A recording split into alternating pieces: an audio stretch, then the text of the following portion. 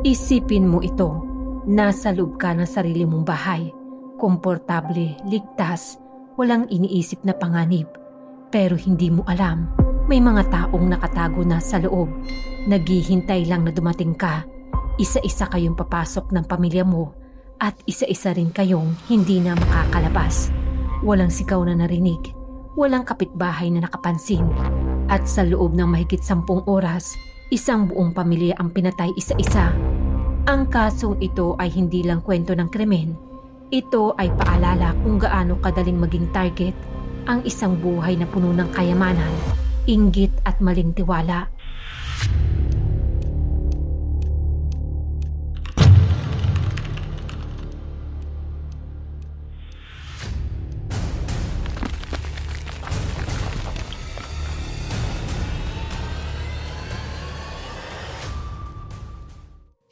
Nung gabi ng May 29, 2004, unti-unti nang dumilim ang langit sa Shenzhen. Sa loob na isang mamahaling subdivision sa Futian District, may isang bahay sa ground floor. Sarado ang lahat ng pinto at bintana. Patay ang mga ilaw at napakatahimik, parang walang tao. Sa labas ng nasabing bahay, nakatayo ang isang lalaking nagngangalang si Xiao Zhou, empleyado ng may-ari. Paulit-ulit siyang kumakatok pero walang sumasagot. Habang tumatagal, mas lumalakas ang kaba sa dibdib niya.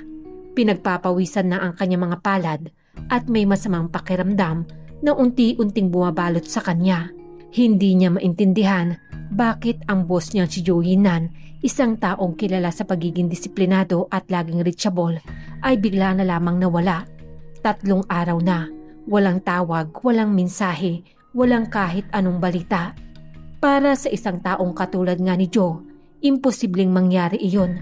Balikan natin ang huling araw na nakita si Zhou. Noong May 26, alas 6 ng gabi, magkasama pa sila ng empleyado na si Xiao Zhou sa kumpanya.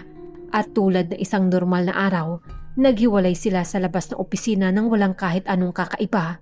Hindi nga nila alam na iyon na pala ang huling beses na magkikita sila. Si Zhou Yinan ay dating mataas na opisyal sa Phoenix TV, naging vice chairman at operations director. At kahit nag-resign na, nananatili siyang abala sa negosyo, maraming koneksyon, at halos buong araw ay may kausap siya sa telepono. Sa katunayan, bihira niyang patayin ang cellphone dahil kailangan niyang makontak anumang oras. Pero bigla na lang hindi makontak si Zhou. Simula nung May 27, naka-off na ang cellphone nito at puro busy tone ang landline. Nung una, hindi pa nag-isip ng masama si Xiao Zhou at inakala na baka nagbakasyon lamang ito kasama ang kanyang pamilya o may personal na lakad. Pero lumipas na nga ang 2 araw ay wala pa rin itong sagot. Napansin niya ring hindi lamang si Zhou ang nawawala, kundi pati ang accountant nito na nagngangalang si Dan Zhenjian ay hindi rin makontak. Parehong naka-off ang mga phone nila at naiwan ang maraming trabaho sa kumpanya. Kaya doon na nga nagsimulang kabahan si Xiao Zhou dahil imposible na parehong nawala ng sabay ang 2 taong sobrang abala.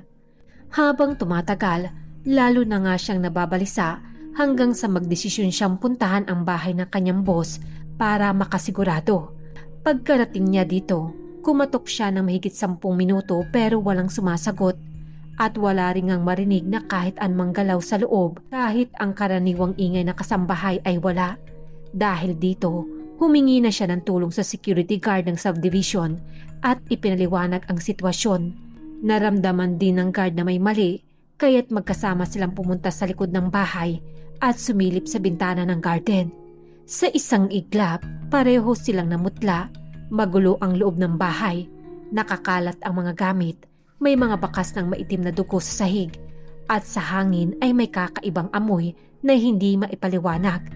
Hindi na nagdalawang isip ang guard at agad na nga itong tumawag sa pulisya. Maya-maya lang, dumating ang mga pulis at investigador. Pagbukas ng pinto, kahit ang mga veteranong pulis ay napahinto. 5 bangkay ang nakahandusay sa sala at mga kwarto. Nakagapos ang mga kamay at paa at mahigpit na tinapala ng tape ang mga bibig. Punong-puno ng sugat ang kailang katawan. Halos wala na ngang natira sa loob ng bahay. Binuksan ang mga drawer at ang vault. Nawala ang pera, mga alahas at iba pang mamahaling gamit. Malinaw na isa nga itong kaso ng robbery na nauwi sa pagpatay. Ayon sa paunang investigasyon ng forensic team, mahigit 3 araw na ang nakalipas mula na mangyari ang krimen. Nagsisimula na rin nga mabulok ang mga katawan. Natukoy din ang pagkakasunod-sunod ng pagpatay. Unang pinatay ang 16 na taong gulang na kasambahay na nagngangalang si Linjin na mag-isang nasa bahay.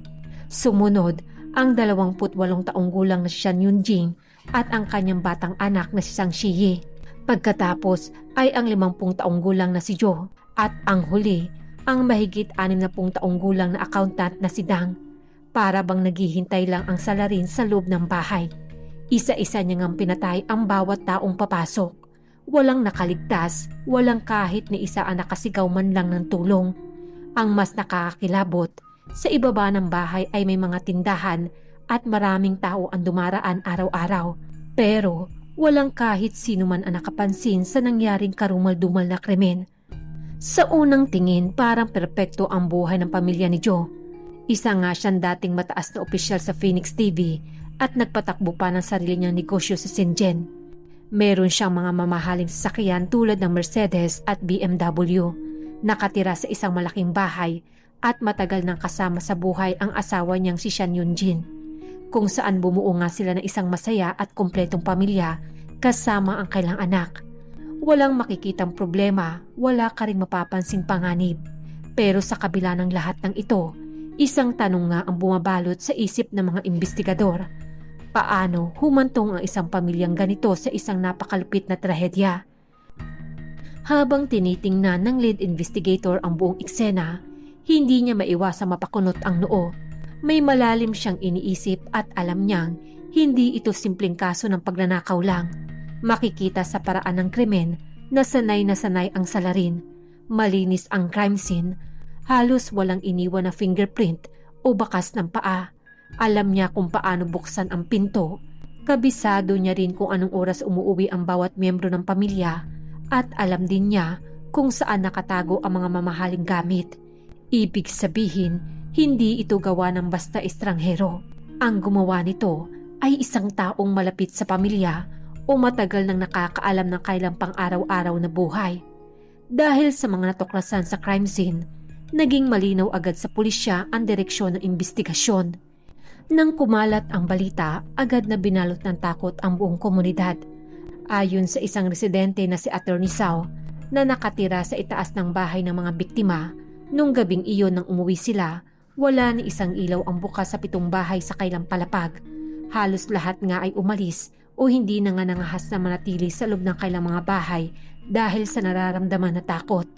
Ang dating masiglang lugar ay biglang naging tahimik tuwing gabi. Mas lalo pang nakadagdag ng takot ang lokasyon ng bahay. Nasa gitna ito ng daanan at sa ibaba ay may mga tindahan na dinadaanan ng maraming tao araw-araw. Pero sa kabila nito, nagawa pa rin ng salarin ang krimen at tumagal na mahigit 10 oras nang hindi napapansin. Dahil dito, nagalit ang mga residente sa seguridad ng subdivision dahil para sa kanila, nakalabas ang salarin na parang wala lang nangyari at wala man lamang kahit isang guard ang nagtanong. Sa gitna nga ng matinding pressure, agad na nagsagawa ng malawakang investigasyon ang pulisya. Isa-isa nilang sinuri ang lahat ng koneksyon ni Joe at ni Shan Yunjin. Kabilang na ang mga kaibigan, kamag-anak, kapitbahay, business partner at pati ang mga kalaro nito sa sugal. Habang nagpapatuloy ang pagtatanong, may isang babaeng nakakaiba ang kilos na napansin ng mga pulis, si Woo Yin-choi. Kaibigan siya ni Shan Yunjin sa paglalaro ng baraha. Ilang beses nga siyang nakitang palihim na sumisilip malapit sa police line. Halata ang kaba sa kanyang muka at iwas ang kanyang tingin. Hindi siya tulad ng ibang tao na nakikiusyoso lang o umiiwas dahil sa takot. Sa halip, parang minamanmanan niya ang galaw ng pulisya na para bang may tinatago siya. Doon pa lang, nakaramdam na nga na matinding duda ang mga investigador. At naisip nila, malinaw na hindi malayo na may kinalaman ang babaeng ito sa nangyaring krimen. Kaya dinala nila si Woo sa presinto para imbestigahan. Sa umpisa, mariin niyang itinanggi ang lahat. Pero matapos ang mahigit 10 oras na tuloy-tuloy na pagtatanong at matinding pressure mula sa pulisya, unti-unting bumagsak ang kanyang depensa hanggang sa tuluyan na nga siyang umamin. Isa-isa niyang inilantad ang buong plano kung paano nila pinag-usapan ang pagnanakaw kasama sina Lujun at iba pang kasabwat, kung paano ito nauwi sa malagim na pagpatay, at kung sino-sino ang kasama niya at saan nagtatago ang mga ito. Dahil sa pag-amin na iyon, nagkaroon ng malaking breakthrough ang kaso. Agad ngang nakipag-ugnayan ang pulis sa Yichang Hubei at nagsagawa ng sabayang operasyon. Nung madaling araw ng May 31, bandang alas 5, nadatnan sina Lujun at Jiang Tao na mahimbing na natutulog sa silid ng isang inn, at doon nga sila agad dinakip.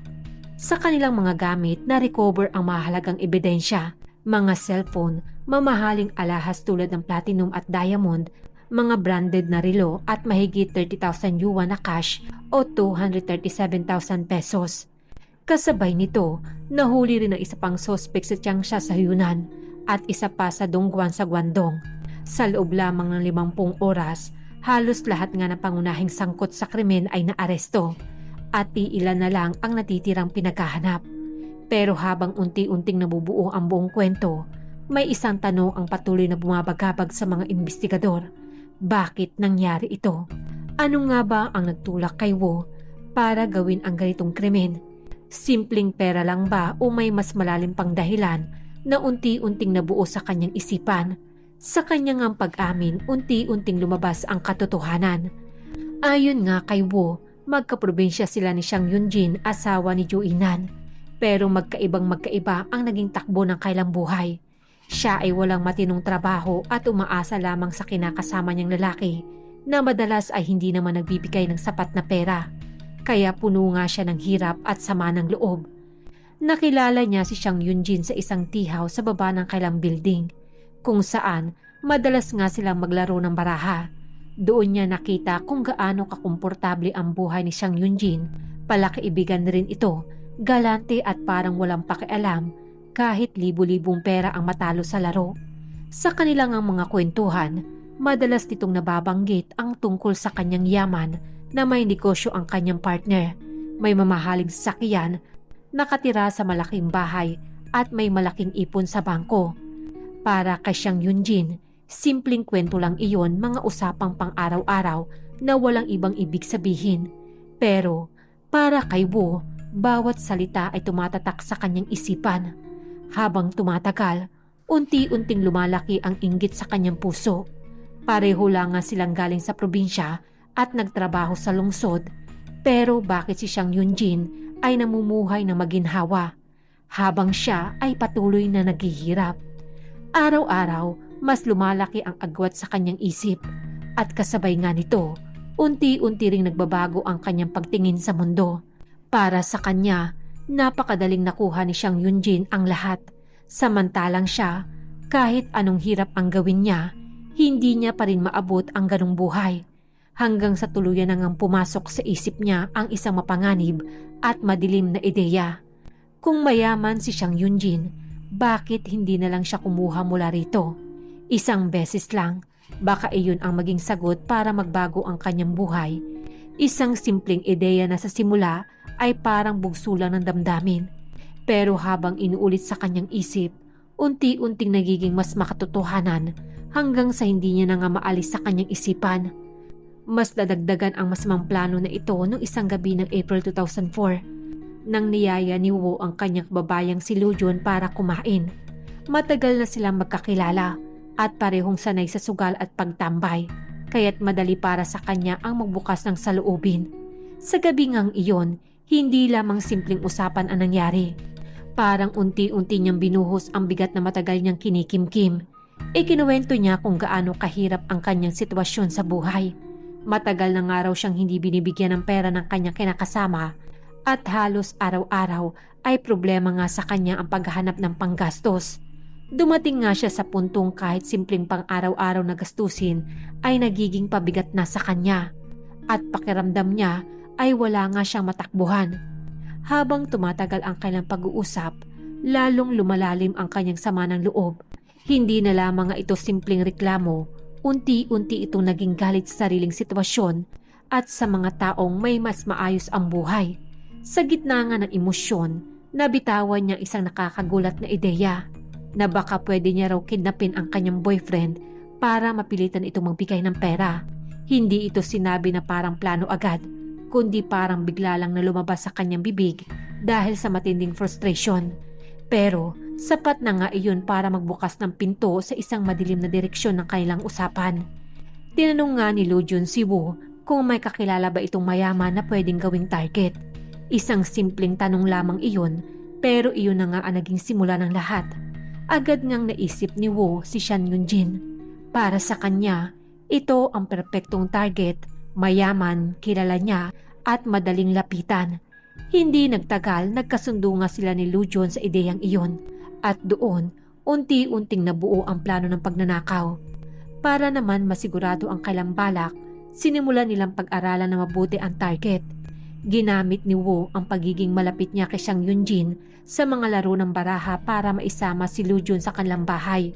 Sa panlabas, mukhang normal lamang ito. Isang simpleng pagbisita para maglaro at magpalipas ng oras. Pero sa likod nito, tahimik na palang inoobserbahan ni Lujun ang buong lugar. Ang ayos ng loob ng bahay, ang mga pasukan at labasan, ang mga gamit sa paligid at pati din ang galaw ng mga tao sa loob. Napansin niya nasa ground floor ang bahay at wala itong rehas sa bintana. Para sa kanila, madaling pasukin ito at halos walang hadlang. Dahil dito, lalo silang naging kumpiyansa sa kailang balak. Hindi pa nga sila nakontento roon. Bumalik pa sila sa lugar at masusing pinag-aralan ang seguridad ng subdivision at ang ikot ng mga guard, ang daloy ng tao sa loob at labas, at pati na rin ang oras ng pagpasok at paglabas ng kasambahay. Isa-isa nilang inalam ang lahat ng detalye para masiguradong walang magiging sabit sa plano. Nang makumpleto na ang kailang obserbasyon, nagsimula na si Lujun na maghanap ng iba pang kasabwat. Una niyang isinama ang kanyang kaibigan na nagngangalang si Jiang Tao na agad namang pumayag. Pero sa likod ng kailang mga desisyon, malinaw na sa isip nila mula pa lamang sa simula na hindi lamang simpleng pagnanakaw ang mangyayari. Handa nga silang gumamit ng dahas para matiyak na walang maiiwang ebidensya. Para mas lumaki ang grupo, niyaya pa nila ang iba pang mga kilala na nagngangalang si Jen An at si Hugang. Sa pamamagitan nga ng chat, pinapunta nila ang mga ito sa Shenzhen. Pagkarating nila, mabilis silang nagkasundo at sumama sa plano. Dito na nga nabuo ang buong grupo. Sina Lujun at Woo ang pangunahing nagplano, habang sina Jiang Tao at Seng An at Hugang ang tumulong sa aktwal na pagsasagawa.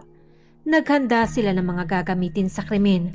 Bumili sina Lujun at Jiang Tao ng mga kutsilyo, tape at gloves para maiwasang mag-iwan ng bakas. Si Woo naman ang naiwan sa Shenzhen para bantayan ang galaw ng pamilya at magbigay ng impormasyon kung kailan ang tamang oras para umatake. Sa kabila ng lahat ng paghahanda, dumaan pa rin sa isip ni Woo ang pag-aalinlangan.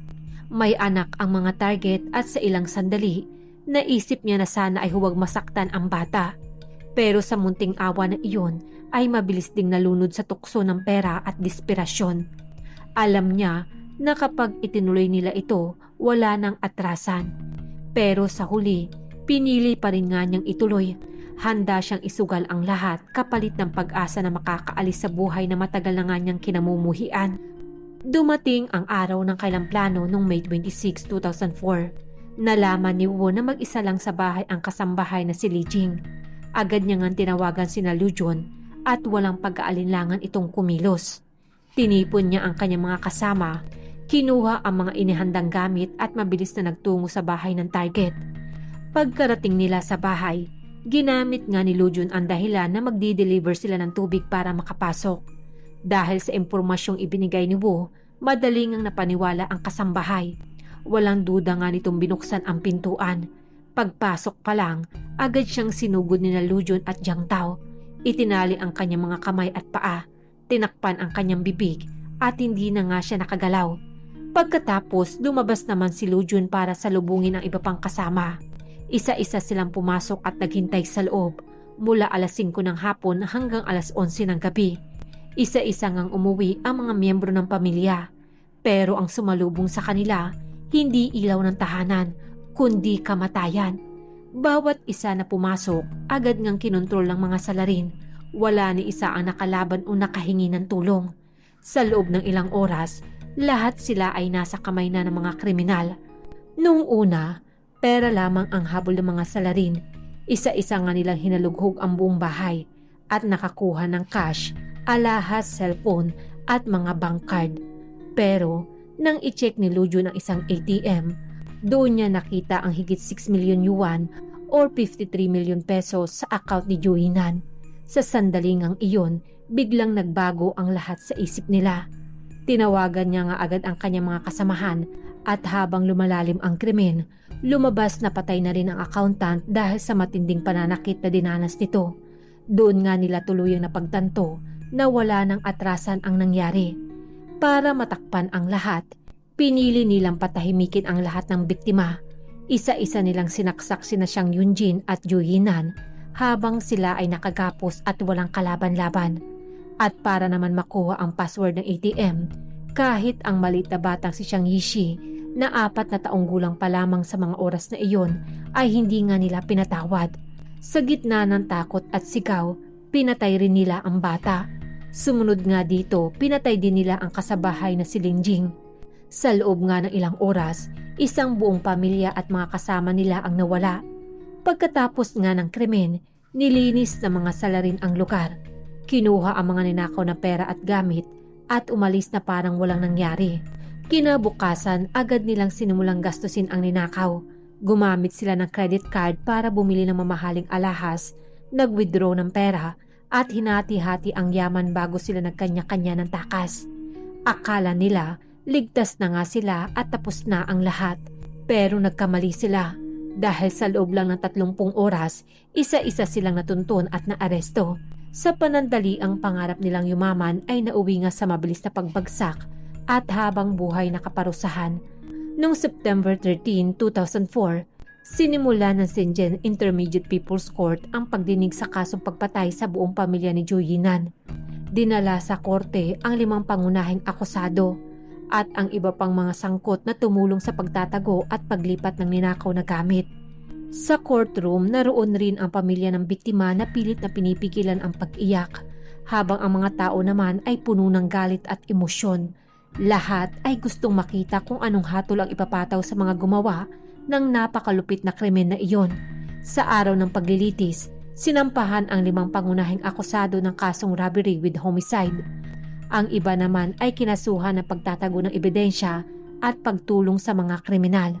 Inilabas ng prosekusyon ang matitibay na ebidensya, mga tawag sa telepono ni Wu at Lujun, mga nakuhang gamit sa krimen, mga bakas mula sa crime scene at mismong mga pahayag ng akusado.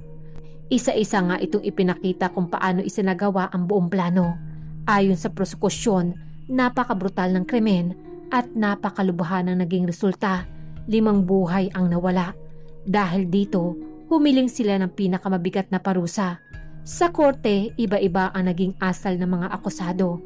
May ilan na umamin at nagkunwaring nagsisisi, habang ang iba naman ay pilit na itinatanggi ang kasalanan at ibinubuntun sa iba ang sisi. Pinaka naging sentro nga ng atensyon ay si Lujun at si Wu. Si Lujun bilang isa sa mga utak ng krimen ay umamin sa lahat. Ikinuwento niya kung paano nila plinano ang pagnanakaw, paano nila isinama si Jiang Tao, paano nila pinag-aralan ang bahay at paano nila niloko ang kasambahay para makapasok.